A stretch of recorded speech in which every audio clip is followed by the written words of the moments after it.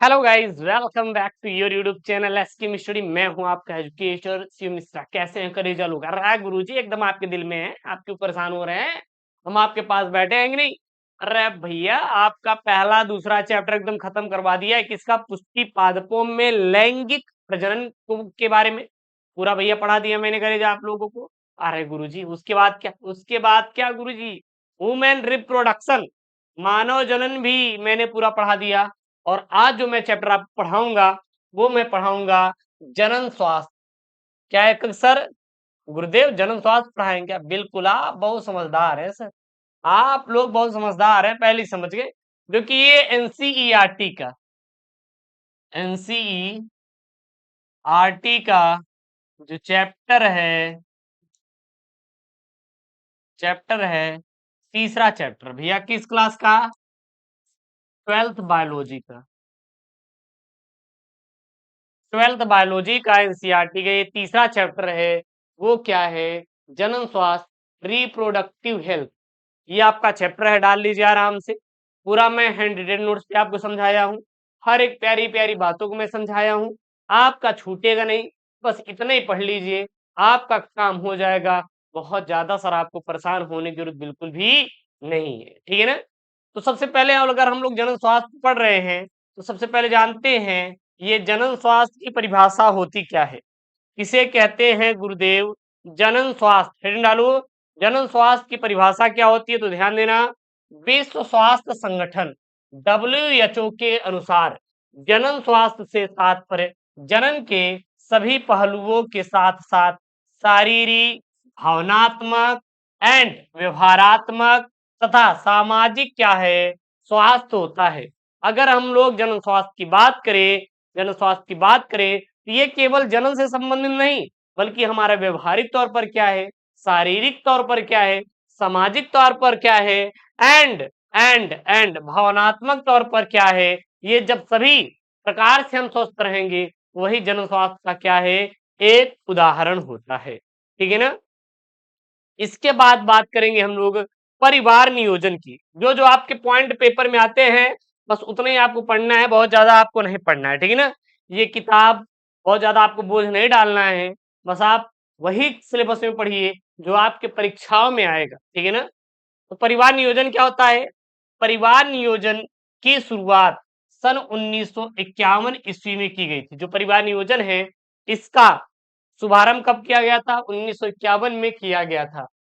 इस कार्यक्रम के तहत लोगों में जनन से संबंधित बातों के बारे में जागरूक किया गया और स्वस्थ समाज पाने के लिए अनेक सुविधाएं एवं प्रोत्साहन भी दिए जा रहे हैं। तो ये है परिवार नियोजन। परिवार नियोजन का मतलब है हम हम दो हमारे दो, ऐसा नहीं कि हम दो हमारे 10। समझ आ रहा है? और आप जनन क्रिया को कैसे अच्छे से कर सकते हैं समझदारी के साथ, कि आपको कोई रोग, एड्स, HIV से, तो ये जो सारी बातें होती हैं, इन सारी बातों से लड़ने के लिए, समझने के लिए हमारा क्या है, परिवार नियोजन है। उसके बाद है यहाँ पे जनसंख्या विस्फोट। अच्छा गुरु, जनसंख्या विस्फोट का क्या है? जैसे कि हम दो हमारे दो नहीं, बल्कि हम दो हमारे 10 किए ही जा रहे हैं बच्चे उत्पन्न, तो दिन क्या है, जनसंख्या विस्फोट है। तो हमारे देश की जनसंख्या सन 1981 में लगभग 70 करोड़ थी और 2011 में 121 करोड़ हो गई, ठीक है ना? और विश्व भर में भारत चीन के बाद जनसंख्या में दूसरे स्थान पर है। लेकिन अब ये क्या भैया, प्रथम पे आ गया है। ऐसा माना जा रहा है कि जो भारत है प्रथम स्थान पर आ गया, चीन को भी पीछे छोड़ दिया। विश्व की कुल जनसंख्या का लगभग 15.5% भाग भारतीय है। मतलब पूरे विश्व में 15.5% क्या है, भारतीय है भैया। जनसंख्या विस्फोट के क्या क्या कारण है? सबसे पहला इसका जो कारण है, मृत्यु दर में कमी, निरंतर कमी। अब इतने टेक्नोलॉजी आ चुके हैं, इतने अच्छे अच्छे हॉस्पिटल आ चुके हैं कि पहले लोग बीमार होते थे और मर जाते थे, लेकिन अब वेंटिलेटर पर भैया लेटा कर उनको जिंदा कर दिया जाता है कि नहीं? मातृ मृत्यु दर में कमी, शिशु मृत्यु दर में कमी, और जनन आयु वाले व्यक्तियों की संख्या में वृद्धि, कि भैया जो 21 वर्ष के बच्चे हैं बहुत ज्यादा हो चुके हैं और उनकी शादी जब करा दी जाती है तो भैया आप बात ही मत करो, अपना प्रोडक्ट ही तैयार करेंगे।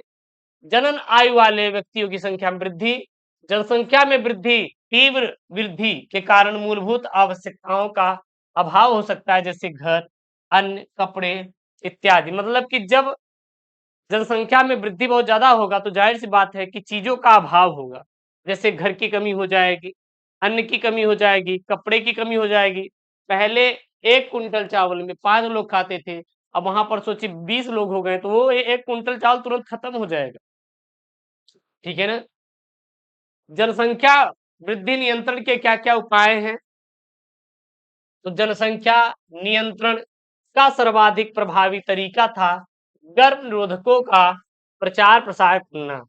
मतलब जनसंख्या नियंत्रण तभी किया जा सकता है जब तक हम लोग गर्भ निरोधक युक्तियों का प्रचार प्रसार ना करें, जैसे कि निरोधक यानी कंडोम का प्रचार किया जाए भैया, ज्यादा से ज्यादा यूज किया जाए, है कि नहीं। छोटे परिवार वाले दंपतियों को प्रोत्साहन देना कि भैया अगर छोटा परिवार रहेगा तो सुखी परिवार रहेगा, बड़ा परिवार है तो परेशान हो जाएंगे, खिलाते पिलाते खत्म हो जाएंगे, बिक जाएगा आपका सब कुछ, लेकिन उनका पेट नहीं भर सकते। विवाह की वैधानिक आयु स्त्रियों के लिए 18 वर्ष तथा पुरुष के लिए 21 वर्ष तक सुनिश्चित करना। अच्छा, ये गर्भ निरोधक होते क्या है? तो एक आदर्श गर्भ निरोधकों में निम्नलिखित गुण पाए जाते हैं। ये गर्भ निरोधक होते क्या है? सबसे पहले गर्भ निरोधक का बात करें, ऐसे निरोध जो गर्भ को धारण करने से रोकते हैं, मतलब महिला प्रेग्नेंट ना होने पाए, वो निरोध हैं जो कि गर्भ धारण करने से रोकते हैं, उसे गर्भ निरोधक कहते हैं। इनमें क्या क्या गुण होते हैं? सबसे पहले ये आसानी से उपलब्ध होने चाहिए मार्केट में, ये पूर्णतः आप ही पूर्ण रूपेण कारगर होना चाहिए, मतलब कि ऐसा नहीं कि यूज भी करो और इसका फायदा भी ना हो, कोई मतलब ही नहीं है कि नहीं। और यह प्रयोग में सहज सरल होना चाहिए, इसका कोई दुष्प्रभाव नहीं होना चाहिए, और यह उपयोगकर्ता की यौन क्रिया में बाधा उत्पन्न नहीं होना चाहिए। यदि ये यौन क्रिया में बाधा उत्पन्न किया तो ये यूज ही नहीं किया जाएगा, तो इसलिए वो सरल और सुगम रहे। ठीक है। अब गर्भ निरोधक के प्रकार क्या क्या है? तो पहला है प्राकृतिक, दूसरा है कृत्रिम। ठीक है ना। चलिए भैया, प्राकृतिक गर्भ निरोधक युक्तियां कौन कौन सी हैं? तो यह विधि अंडाणु एवं शुक्राणु को मिलने से रोकने के सिद्धांत पर आधारित है, और इसीलिए क्या है आपका प्राकृतिक है। जैसे कि आवधिक संयम, आवधिक संयम पहला युक्ति है। इसमें एक दंपति मासिक चक्र के 10वें से 17वें दिन के बीच मैथुन नहीं करते, क्योंकि इस दौरान गर्भधारण के बहुत अधिक अवसर होते हैं। मतलब कि अगर किसी भी महिला का पीरियड है, किसी गर्ल्स का पीरियड है, तो उसके 10वें से और 17वें दिन यदि वो यौन क्रिया करती है, संबंध बनाती है किसी भी मेल से, ठीक है, तो वो पक्का 100% गर्भधारण हो जाती है। ठीक है, मतलब कि उनके गर्भ में बच्चा आ जाएगा। ये कितना है? 10वें से 17वें दिन के बीच। अगर इसके बीच नहीं करते, ठीक है, अगर इनके बीच करते हैं तो जाहिर सी बात है गर्भधारण हो सकता है। उसके बाद स्तनपान, स्तनपान अनातर्व, मतलब प्रसव पश्चात माँ जब शिशु को स्तनपान कराती रहती है तब तक ऋतुस्राव चक्र तथा अंडोत्सर्ग आरंभ नहीं होता। यह विधि लगभग 6 माह तक कारगर मानी गई है। बच्चे के जन्म के 6 माह तक कारगर मानी गई है, कि अगर कोई भी महिला अपने बच्चे को जो जन्म जन्म जिस बच्चों को उन्होंने जन्म दिया, अगर इसको अपना स्तनपान यानी कि अपना मिल्क पिलाती है, तो जाहिर सी बात है उसके अंदर ऋतुस्राव नहीं होगा। ठीक है, और ना अंडाणु बाहर आएंगे, और तब अगर वो यौन क्रिया करती है तो गर्भधारण नहीं कर सकेगी। रासायनिक वृद्धियां कौन कौन सी हैं? पहला है वर्तिका वृद्धि, दूसरा है जेली एवं क्रीम विधि, और तीसरा है शुक्राणु नाशक। तो शुक्राणु नाशक में देखेंगे तो ये शुक्राणु नाशक रसायन होते हैं।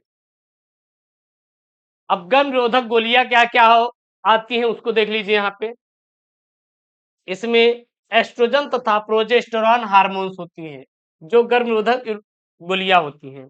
यह गोली ऋतुस्राव प्रारंभ होने के 5वें अथवा 7वें दिन से ही स्त्रियों को 21वें दिन तक दी जाती है, जिससे डिम्बोत्सर्ग की क्रिया ए डिम्बोत्सर्ग की क्रिया क्या हो जाती है?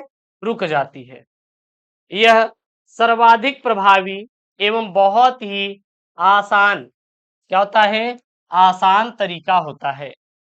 मालाडी सबसे अधिक प्रयोग की जाने वाली गर्भ निरोधक गोलियां हैं।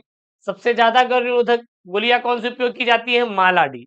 ठीक है, आगे क्या लिखेंगे? सहेली नामक गर्भ निरोधक गोली सप्ताह में एक बार ही ली जाती है। ठीक है, सहेली सहेली गर्भ निरोधक पिल यानी कि गोली सिलेक्टिव एस्ट्रोजन रिसेप्टर मॉड्यूलेटर के रूप में कार्य करती है और इसका रासायनिक नाम और मेलोक्सिफेन है। ठीक है, आगे यहाँ पे शल्य क्रियात्मक विधियां। अब शल्य क्रियात्मक विधियां में क्या क्या आता है?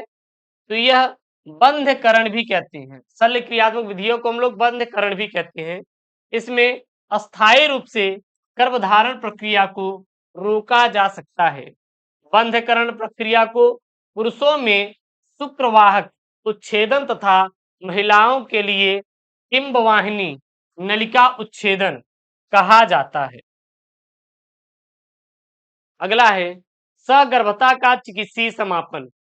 ये क्या होता है? हेडिंग डालेंगे तो इसमें लिखेंगे गर्भ अवस्था के पूर्ण होने से पहले स्वैच्छिक रूप से गर्भ को समाप्त करना चिकित्सीय सगर्भता समापन यानी कि एमटीपी कहते हैं। यह निम्न कारणों से अपनाई जाती है। पहला क्या है? अनचाहा गर्भधारण। क्या है? अनचाहा गर्भधारण। तो असुरक्षित संभोग अनचाहा गर्भधारण को क्या करता है सर?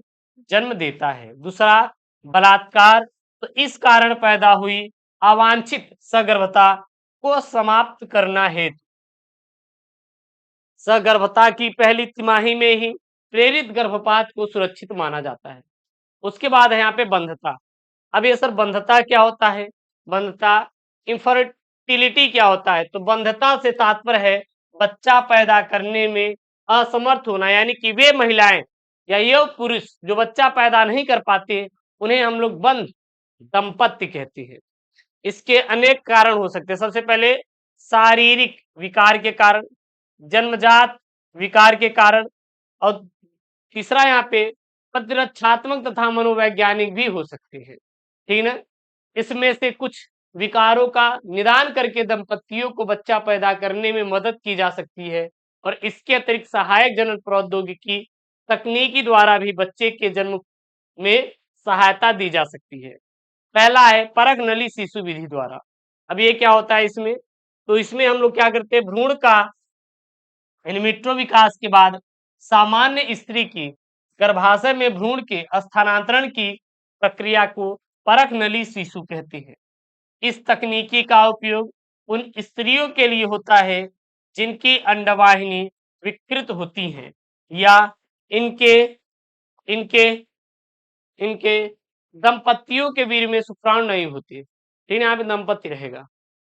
परख नली शिशु की उत्पत्ति का सबसे पहला प्रयास इटली के वैज्ञानिक डॉक्टर पेटूसी ने 1959 में किया था।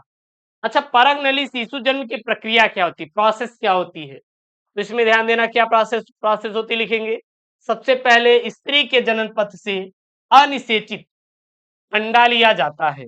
उसके बाद अब यह अजर्म परिस्थितियों में सुरक्षित रखा जाता है और इसके साथ ही स्त्री के पति के शुक्राणु भी एकत्रित कर लिए जाते हैं। इसके बाद संवर्धित माध्यम में अंडाणु व शुक्राणु का निषेचन कराया जाता है जिससे युग्मनज बनता है। उसके बाद क्या लिखेंगे सर? इस युग्मनज को इन विट्रो 32 कोशिकी अवस्था आने दिया जाता है तथा इसी दौरान इसे स्त्री के गर्भाशय के एंड्रोमेट्रियम में प्रत्यारोपित किया जाता है। इस तरह स्त्री में गर्भता शुरू हो जाती है और गर्भाधान का समय पूर्ण होने पर शिशु का क्या होता है सर? जन्म होता है। फिर शिशु क्या होगा? जन्म होगा और ऐसा शिशु परकनली शिशु कहलाता है। फिर यहाँ पे है सरो सरोगेट माँ। अब ये सरोगेट माँ क्या होता है? तो कुछ स्त्रियों में अंडाणु का निषेचन होता है किंतु कुछ कारण वश भ्रूण का परिवर्धन नहीं होता। मतलब निषेचन तो हो जाता है लेकिन भ्रूण का परिवर्धन परिपक्व होता ही नहीं। ठीक है ना? तो इस अवस्था में स्त्री के अंडाणु व उसके पति के शुक्राणु का कृत्रिम रूप से निषेचन कराया जाता है तथा भ्रूण को 32 कोष की अवस्था में किसी दूसरी इच्छुक स्त्री के गर्भाशय में रोपित किया जाता है और इस स्त्री को सरोगेट माँ कहते हैं और यह भ्रूण के विकसित हो जाने के बाद उसे क्या देती है? जन्म देती है। अब यहाँ पे है आईवीएफ भ्रूण स्थानांतरण के प्रकार कितने प्रकार के होते हैं? तो निम्नलिखित प्रकार के होते हैं। सबसे पहला जो होता है युग्मनज का अंत फैलोपियन स्थानांतरण। तो इसमें भ्रूण या युग्मनज को 8 ब्लास्टोमियस अवस्था में स्त्री के फैलोपियन नलिका में क्या करते हैं हम लोग? स्थानांतरित करते हैं। दूसरा है अंतःगर्भाशयी स्थानांतरण। इसमें क्या होता है? तो इसमें भ्रूण को 32 कोष की अवस्था में स्त्री के गर्भाशय में क्या करते हैं हम लोग? स्थानांतरित करते हैं। उसके बाद यहाँ पे है युग्मक अंतःफैलोपियन स्थानांतरण यानी कि गैमेट इंट्राफैलोपियन ट्रांसफर। इसको क्या बोलते हैं? जिफ्ट भी बोलते हैं। कभी कभी पेपर में इसका पूरा नाम लिखने के लिए आता है। क्या? पूरा नाम लिखने के लिए। तो क्या लिखेंगे गिफ्ट का पूरा नाम? गैमेट इंट्राफैलोपियन ट्रांसफर बोला जाता है। ठीक है? इसमें क्या लिखेंगे सर? इसमें लिखेंगे इस विधि का प्रयोग महिलाओं में किया जाता है जब स्त्री के गर्भाशय की झालर अंडाणुओं को करने में समर्थ नहीं होती तो इसमें लेप्रोस्कोप की मदद से फैलोपियन नलिका के एम्पूला में घुले हुए शुक्राणु व परिपक्व अंडाणु को क्या करते हैं हम लोग? स्थानांतरित करते हैं। निषेचन व विदलन फैलोपियन नलिका में हमेशा और हमेशा होता है। उसके बाद यहाँ पे कृत्रिम गर्भाधान। सर कृत्रिम गर्भाधान क्या होता है? ध्यान देना, इस विधि का उपयोग ऐसे पुरुषों के लिए होता है जिनके वीर्य में शुक्राणु की संख्या कम होती है और ऐसे पुरुष को वीर्य को सांद्रित करके स्त्री के योनि में प्रविष्ट कराते हैं और इसे अंतःगर्भाशयी वीर्य सेचन भी हम लोग कहते हैं।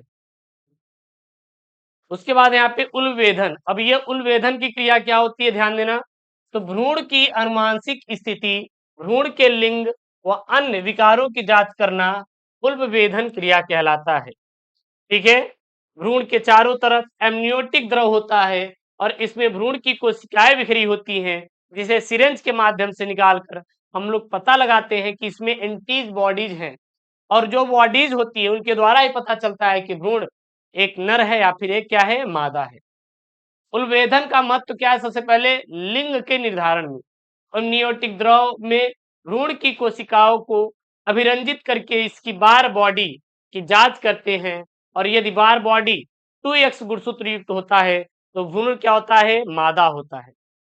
जन्मजात रोग को पता लगाने में भी हम लोग इसका प्रयोग करते हैं उलवेधन की क्रिया का। भ्रूण की कोशिकाओं का कैरियोटाइपिक अध्ययन द्वारा गुणसूत्रीय विकार जैसे डाउन सिंड्रोम, टनल सिंड्रोम आदि को निर्धारित करते हैं। उलवेधन के दुरुपयोग क्या क्या है भैया? उलवेधन के निम्नलिखित प्रकार दुरुपयोग है जैसे वर्तमान समय में इसका दुरुपयोग भी हो रहा है। माताएं मादा भ्रूण के सामान्य रहने पर भी गर्भपात करा देती है। पता चलता है कि मेरे पेट में लड़की है, तो जो महिलाएं होती हैं वो क्या करती हैं? गर्भपात करा देती हैं। अतः भारत सरकार ने 1994 में प्रीनेटल डायग्नोस्टिक तकनीकी एक्ट लागू किया है, अगर इसमें कोई पकड़ा गया तो जाहिर सी बात है उसको जेल भी होगा, उनको सजा भी होगा। यानी कि एक्ट का उल्लंघन करने पर 50,000 का जुर्माना व 2 वर्ष की जेल की सजा भी हो सकती है। उसके बाद यहाँ पे है यौन संचारित रोग। तो ऐसे संक्रमण या रोग जो मैथुन द्वारा संचारित होते हैं, यौन संचारित रोग या जनन मार्ग संक्रमण कहलाती है। कुछ यौन संचारित रोग निम्नलिखित प्रकार के होते हैं। पहला होता है जीवाणु जनित यौन संचारित रोग, जिसको हम लोग क्या बोलते हैं, क्लेमाइडियोसिस। ये क्या होता है सर जी? तो इसमें लिखेंगे यह सबसे अधिक होने वाला रोग है। इसका जीवाणु क्लेमाइडिया ट्रैकोमोटिस कहलाता है। दूसरा है सुजाक। सर सुजाक क्या होता है? सुजाक रोग क्या होता है? तो इसमें लिखेंगे जीवाणु का नाम नाइसेरिया गोनोरिया होता है। इस रोग का प्रमुख लक्षण जेनिटल पथ का श्लेष्मा कला में जलन होना होता है। विषाणु जनित यौन संचारित रोग क्या क्या होते हैं? जैसे पहला होता है एड्स होता है। एड्स होता है तो इसका रोग कारक क्या होता है? एचआईवी होता है। एचआईवी पूरा नाम होता है ह्यूमन इम्यूनो डिफिशियंसी वायरस होता है। एड्स रिट्रो वायरस या एचआईवी नामक विषाणु से होता है। इस रोग का उद्भवन काल कितना होता है? 9 से 30 महीने होता है। लक्षण क्या क्या होता है? तो निरंतर ज्वर आना, पेशियों में दर्द होना, रात में पसीना आना, जांघों में सूजन, पेट दर्द, कम मात्रा में बार बार मल त्याग करना, सिर दर्द, बेहोशी, ऐंठन आदि इसके क्या प्रमुख लक्षण हैं। इसके उपचार क्या क्या हैं? तो सामान्यतः एड्स का कोई उपचार नहीं है, किंतु एजेडटी यानी कि एजिडोथाइमिडाइव दवा द्वारा रोगी की आयु 6 से 12 महीने तक बढ़ाई जा सकती है, लेकिन उसकी 100% मृत्यु हो जाएगी। दूसरा है हेपेटाइटिस बी क्या होता है? तो यह रोगी द्विरज्जुकी डीएनए विषाणु हेपेटाइटिस बी विषाणु द्वारा होता है। यह एचआईवी से 100 गुना अधिक क्या होता है? संक्रामक होता है। इसका जो उद्भवन काल होता है वो 20 से 35 दिन का होता है। इसका लक्षण थकान, जी मचलाना, पेट दर्द, आंखें पीली होना इत्यादि है। इसका उपचार की अगर बात करें तो टीका लगवाना, जिसे रक्त से तैयार करते हैं हम लोग, और एचबीवी टीके में ग्लोब्यूलिन होते हैं जो व्यक्ति के शरीर में निष्क्रिय प्रतिरोधकता उत्पन्न करते हैं, और 1 से 6 महीने के दौरान 3 खुराक देने से जीवन पर्यंत प्रतिरोधी बनाया जा सकता है। बस यहाँ पे आपका जो जनन स्वास्थ्य चैप्टर है वो कंप्लीट होता है। बस इतना ही आपको लिखना है, इससे बाहर नहीं लिखना है। ये पूरा पूरा मैं आपको हैंड रिटेन नोट्स पे समझा रहा हूँ। अगर आपको यह हैंड रिटेन नोट्स चाहिए तो आप जाइए आप अपने टेलीग्राम चैनल पे। टेलीग्राम चैनल का नाम क्या है? Yes study, link in the description box. और इसके साथ साथ yskmstudy.in वेबसाइट पर भी जाके आप अपने कोर्सेज से जुड़ सकते हैं, जिसके द्वारा आप 95 आसानी से स्कोर कर सकते हैं। और ऐसी वीडियो पाने के लिए चैनल को सब्सक्राइब करिए, वीडियो को लाइक करिए। मिलते हैं नेक्स्ट वीडियो में। दोस्तों थैंक यू, जय Hind, take care, bye bye.